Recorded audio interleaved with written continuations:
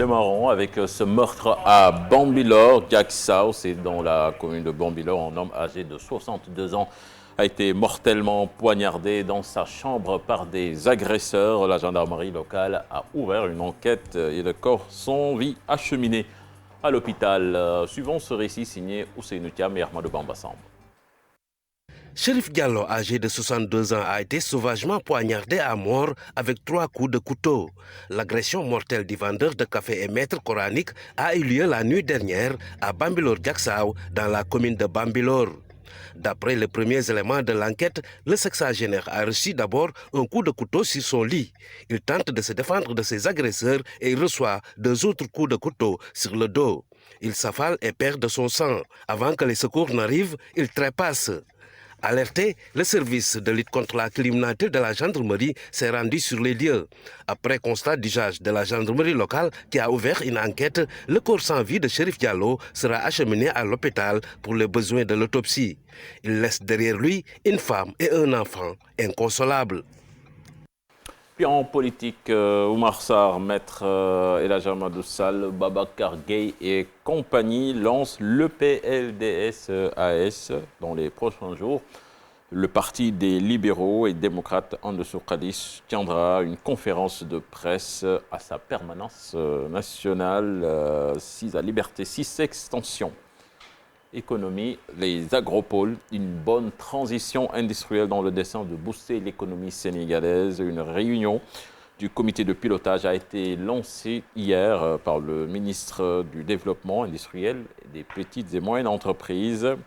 4 zones sont dressées pour une équité territoriale avec la participation des communes, mais également le secteur privé. On voit cela dans cet élément signé Mamadou Fall et Mohamed Dia. Pour une bonne politique d'industrialisation, l'État du Sénégal mise sur les agropoles, un point important du plan Sénégal émergent. 4 agropoles sont créés pour intensifier la transformation dans l'agroalimentaire. Le plan de relance économique post-Covid, les 4 agropoles figurent en bonne place dans le plan d'action prioritaire PAP2, ajusté et accéléré. Dès lors, nous devons tout mettre en œuvre pour les réaliser avant 2023. C'est possible avec l'engagement de tout un chacun, notamment des collectivités territoriales, du secteur privé, qui sont des acteurs incontournables pour réussir ce très grand projet de développement économique et social. La création de ces agropoles est comme une réponse aux difficultés liées par la Covid-19. La pandémie oblige les pays à miser sur eux-mêmes, d'où l'utilité du secteur privé. Ce qui nous satisfait le plus, nous qui sommes dans le secteur agroalimentaire, c'est que les agropoles vont permettre un développement harmonieux et aussi une certaine autosuffisance alimentaire qui permettra aux populations d'être fixées dans leur terroir et amorcer un développement agroalimentaire important, sans quoi on ne peut pas parler de développement. Et la présence du secteur privé, des industriels, va créer de la richesse et apporter véritablement un développement. Ne voulant pas rater le train de l'industrialisation, les communes de Malicounda, de Sandiara et de Nguyen se sont constituées en une seule zone pour booster leur économie. Le fait qu'il y avait un déséquilibre territorial dans la politique d'industrialisation, tout était concentré à Dakar et dans la zone côtière, mais avec la nouvelle politique d'agropole, on va assister à un rééquilibrage de l'industrialisation. Les zones les plus reculées vont voir des nouvelles industries naître. Les agropoles vont participer à la transformation des productions primaires, du développement des chaînes de valeurs agricoles, céréales, etc. Plus de 175 milliards sont investis dans la zone nord.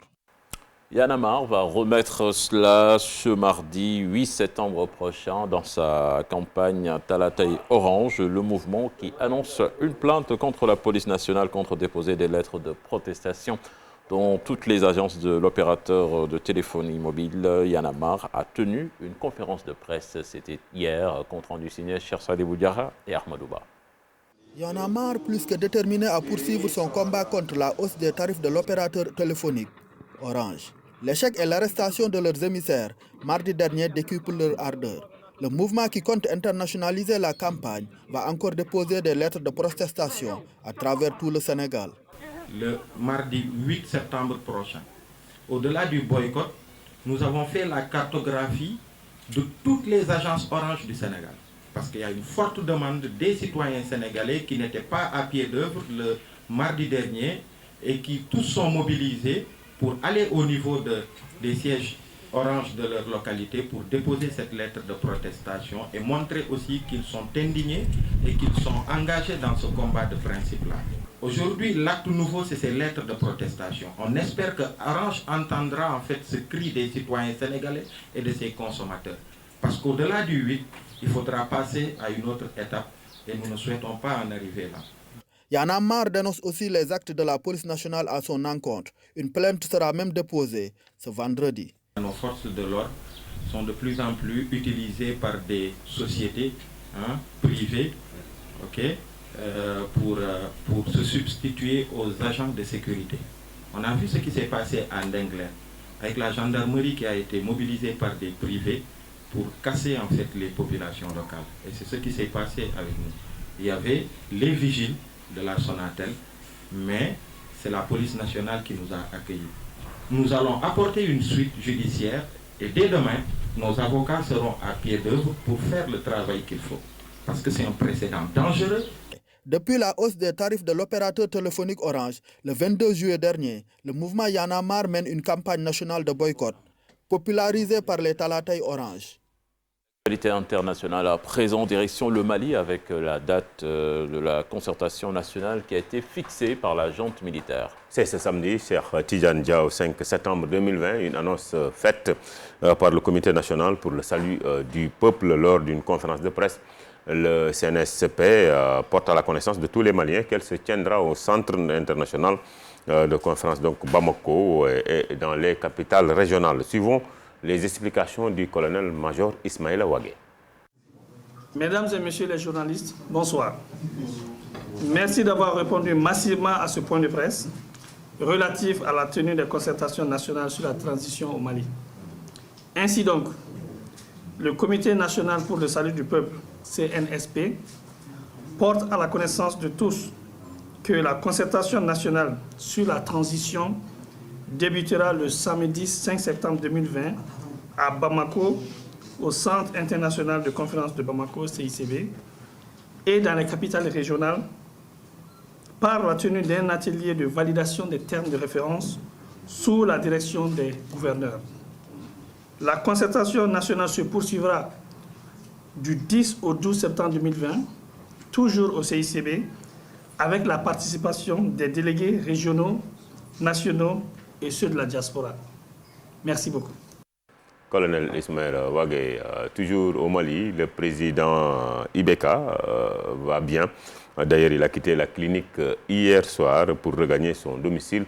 Selon une source médicale, son évacuation de chez lui vers l'extérieur se précise. Il pourrait être évacué dans les prochains jours à Abu Dhabi. Mali, toujours, la MINUSMA enquête sur les morts lors des manifestations. Pour rappel, 3 ont été recensés à Kay, 1 à Sikasso et 14 à Bamako. Plus de 150 personnes blessées. C'était le bilan de la répression des différentes journées de manifestations qui ont précédé la chute de l'ex-président Ibrahima Boubacar Keïta. En Guinée, le président Alpha Condé a définitivement mis un terme à des mois d'ambiguïté en confirmant sa volonté de briguer un 3e mandat. Il a déposé hier son dossier de candidature à la présidentielle devant la Cour constitutionnelle, une candidature longtemps réclamée par certains Guinéens. Suivons les réactions ou la réaction de l'une de ses collaboratrices d'Alpha Condé. Nous parlons quand même d'une candidature qui a été une sollicitude du peuple de Guinée réunie au sein de la CODEC et qui a accompagnant le RPG Arc-en-Ciel. Je vous rappelle que nous parlons quand même du champion du RPG Arc-en-Ciel. Le peuple nous a fait confiance en 2010, ils nous ont fait confiance en 2015. En 2020, c'est le peuple qui nous demande encore de poursuivre.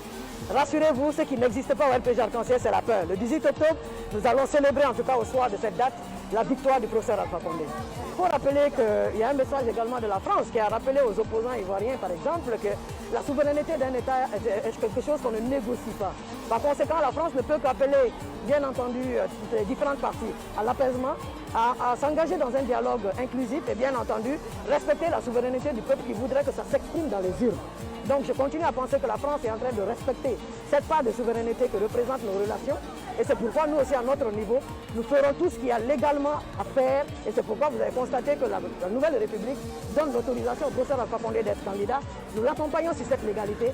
Et bien entendu, nous remercions le peuple de Guinée qui a toujours exprimé sa maturité démocratique dans les urnes. Vous ne craignez pas les sanctions de la France? On vous a dit que nous sommes des élèves de la France pour qu'on nous sanctionne? Pardon? La puissance colonisatrice.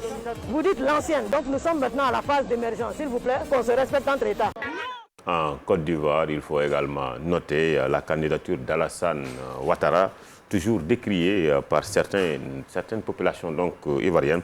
Les femmes patriotes ont tenu un rassemblement à Paris pour dénoncer le troisième mandat qu'Alassane Ouattara va imposer au peuple ivoirien, suivant quelques réactions de ces dames patriotes.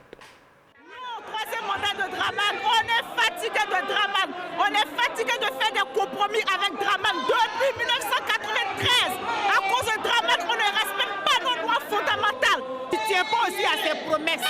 Il a dit qu'il ne devait pas faire troisième mandat.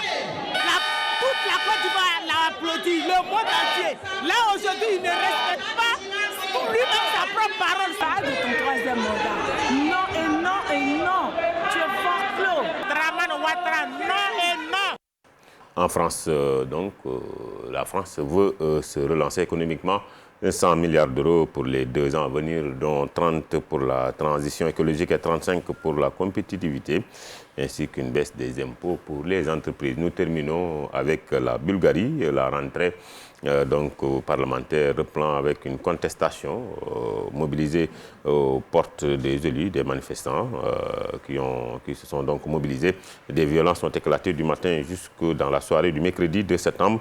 126 personnes ont été arrêtées, des dizaines de blessés dénombrés. C'est tout pour cette page internationale. Cheikh Tidiane Diallo.